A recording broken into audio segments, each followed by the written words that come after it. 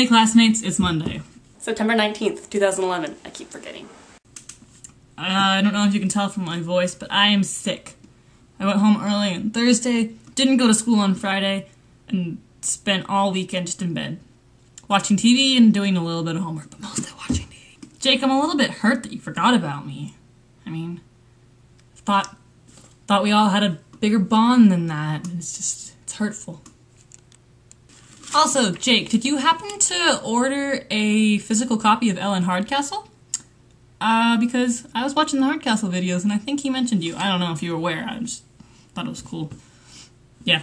Okay, anyway, moving on. We finally got organized and I'm excited about it. We now have a new plan in place to rotate who picks theme ideas. So this week's theme, decided on by Nicole, is our opinion on social networks and their effects on youth today. My general opinion on social networks is that they're good for some things and bad for others. Like, for example, I have a Facebook account, and I used to, in like 7th grade, I'd go on all the time, but now I only really go on when I either have a very specific, like, ironic remark to make, and I'll just post that, or I'm asking for homework. It's also good for retaining contact with people you don't see anymore.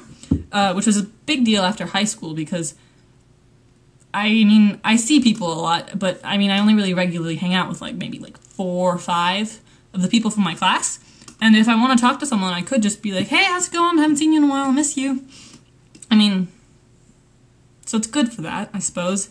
Also, if people are traveling and perhaps studying abroad or something like that. I also have a Twitter account, which I don't really tweet very much, but I use it to follow celebrities, not for the I just ate a sandwich, but for more of tour updates. Also for YouTube, for times like these when subscription boxes aren't updating, so someone can just tweet new video, link, and then you can find it. So that's helpful. There are a lot of negative points to social networking. For one, I feel like human interaction ends up becoming really superficial. Like, in the real world, you can't just hop from person to person commenting. I know people who are just obsessed with Facebook. They will post things all the time. If you're already not secure with who you are, posting more and more profile pictures just so people will like them and comment, it's not gonna make you confident and it's not gonna give you reassurance. I would take more stock in if someone were to tell me in person, like, oh, you look really nice today, than just commenting like, nice pic. You know, I feel like it would be worth more. Not only to feed to, but can also create self-esteem issues. Like, people who get too wrapped up in it, it's detrimental, it's scary. And as with the entirety of the internet, you can just attack people facelessly. That was a really oddly put sentence, but you know what I mean. Like, if I was the type of person I could just write slanderous things all over people's walls and tweet them. It's cowardly.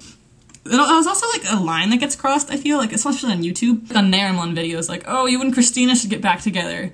You wouldn't just walk up to him and say that to his face.